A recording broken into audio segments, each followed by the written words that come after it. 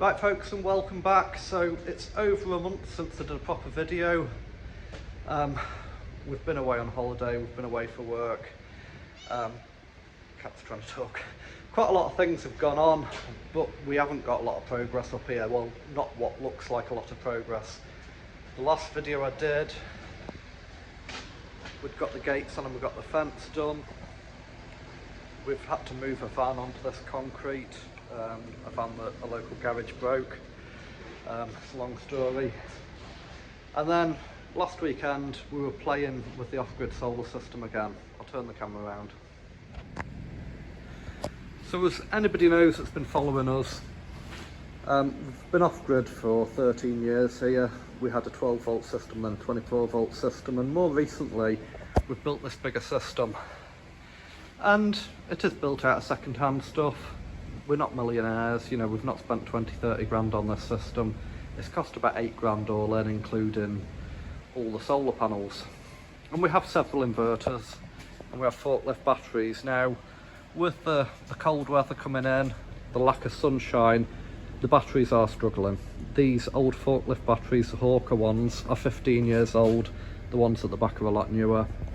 And we've got two cells that are struggling in the Hawker forklift battery. The cells do seem to keep coming back and then they drop. So we're at the stage we're going to have to either dismantle this case, the metal case, and find two spare cells, or we're going to have to change the batteries. Now, I've had a price for new forklift batteries off Bimble Solar and it's about £3,000. So it's not a killer. But it is a cost, and it's a major cost. So anybody that is watching this video and thinks that you live off grid for free, you definitely don't live for free. You know, to a certain extent what you would be paying in standing charges or electric, you do have costs every year. You know, to put it into perspective, those batteries are 15 years old, so if I spend £3,000 on new batteries, I'll get money back for them because they're worth quite a bit for scrap. And they last me 15 years. That's £200 a year depreciation on the batteries. I've stopped using the Outback inverter. I've decided to simplify the system now. The Victron kit is getting a lot cheaper. I can now get a 15 kilowatt Victron Multi Plus to replace that for just under £2,000 delivered. So this will probably be one of the upgrades in the spring. We're getting rid of the Outback inverter, using the Victron Phoenix just now to run the other two sheds. This big inverter, the Chinese one, a lot of people don't like that.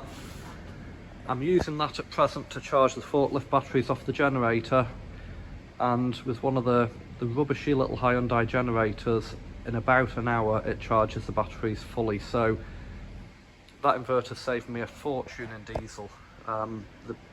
On the old 24 volt system with a smaller inverter charger, they were running for 8 hours a day to charge the batteries. Got a lot more solar now, so that's helping. These Outback charge controllers, I've got a spare one sat there. They're going to be going up for sale. I'm really looking for two more of these Victron, the older blue solar ones. I'll buy a newer modern plasticky one if I have to. But I'm going to be upgrading to all Victron kit. That's the way it's going. Then we can use the Serbo GX and that sort of system for monitoring. So that's the way my system's going. All Victron kit. That inverter will be going eventually, but the Outback's coming off just shortly. It's just too small for what we need. It's 3 kilowatt, brilliant inverter, but I need the room. I'm going to take that off. That'll just go up for sale, folks. That Victron inverter is probably worth nothing because the Victron kit, like I say, is dropped. So that'll be coming off. That'll be getting replaced with a 15 kilowatt, 15 kVA Victron Quattro or Multi Plus. I think it's a Multi Plus 2 that I was looking at. So the whole system will be getting simplified, but you know, it's a learning curve. And the good thing is, see, like the Outback charge controllers, what I've paid for them, I'll probably nearly get that back on eBay. So we are still working on the Land Rover. That's kind of come to a standstill. Just trying to get the back body done. So sorry folks, I've had COVID again. We're going to get this back body done, got it undercover, working away on that. So that's the next thing, get that lined up, get the bulkhead fitted properly, the back axle's half on, fuel tank's on. Hopefully a few good weekends. This will come together this winter, but we're not in a rush. We have bought another motor, which some people will have seen. The lightweight Land Rover restorations. There's a couple of people keep asking me about the lightweight Land Rovers. We've come to a decision with that. I started welding that chassis, and I had a fella one Sunday clean most of the rust off the back end, and we just kept finding holes. It doesn't look that bad, that chassis, but my time is money. I've spent a full day welding it so far, and I'm just gonna cut my losses on that. I will be buying a galvanised chassis in the future, so the lightweight Land Rover is going to come to a stop.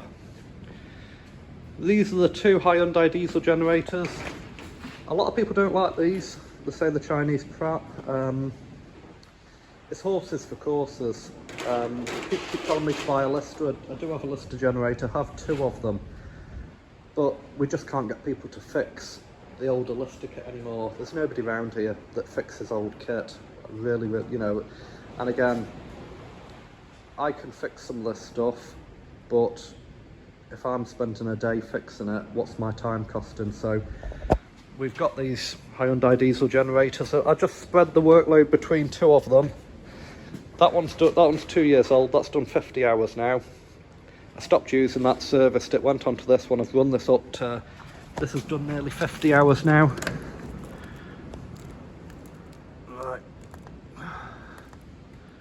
47.8 hours, so when this has done 50 hours, it'll have its first service. We'll jump back onto that one, spread the workload.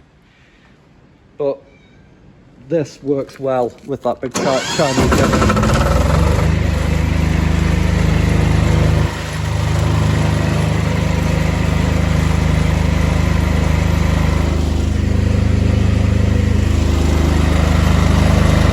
So I've knocked that off so I can actually speak on the video. It's pretty noisy.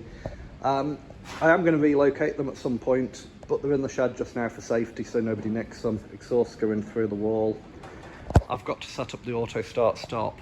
At the moment I just run them for an hour at a time and it fully charges my batteries, and then we get away with another few days, another week before we need to run them. So we've cut down our diesel usage. I cannot get red diesel anywhere. People keep telling me where I can buy red diesel. The local I bought a bonded fuel tank for this winter, and the local fuel companies won't deliver because we're not a farm. Although we've got a holding number, although we're allowed to run on red diesel because we're off grid, they won't deliver to us. So that diesel there is what I've just sucked out of a transit van, so that's white. And I've got an old tractor around the back that's scrapped, that's got about 70 litres of diesel in it. I'm going to suck that out, and then, you know, we're going to be, I think everything's going to be on white up here, which is a major financial cost. It makes the off-grid stuff expensive. So what else? Well, this is a mess, so I won't show too much, but basically there was a stable block here and I showed a video of us pulling it down. We stripped it all, took the roof off, saved all the bits. It was badly built, the concrete wasn't level. I don't know if it was put not level or whether it has sunk.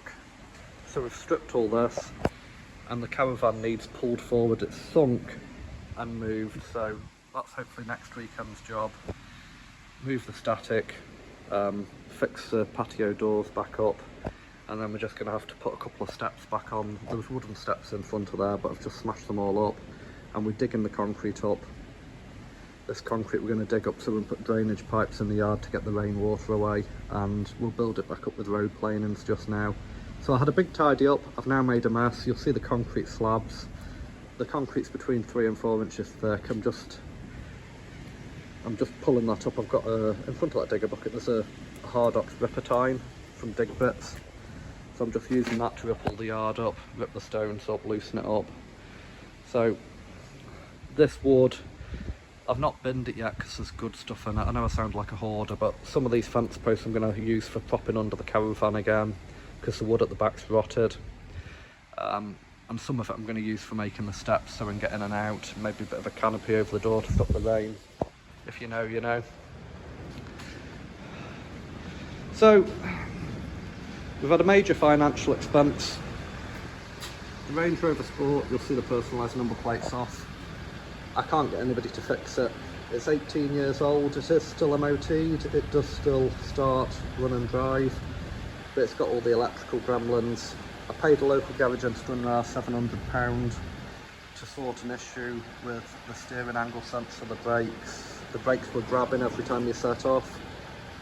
They said they'd fixed it, I drove out, it did the same again, and I took it back and they just shrugged their shoulders, so I'm not going to mention the name of the garage. But I've had it in a few garages and I can't get it fixed, folks. There's no Land Rover specialist around here, so it was up for sale, that Range Rover, and the most I've been offered £500. I put £1,000 worth of tyres on it in August, and then it started playing up again, so that's the story with that. So that's off the road. I don't really like keeping junk, I'd rather sell it, but you know, I'm using it instead of the quad bike just now. We're using it for running around the fields, and we've used it for towing vans and towing stuff, so I've declared it sawn and it's off the road, but we can run around these tracks. And I bought a Toyota Hilux, Hilux Invincible, 8-year-old. It was a sensible choice for us.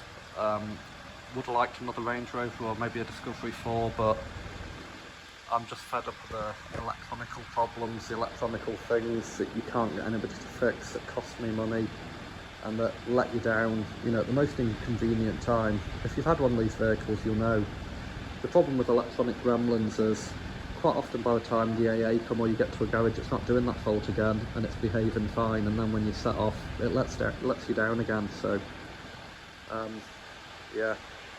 That's all I'm going to say on that. But so we've got Toyota Hilux just now. I might put a photo in at the end of the video.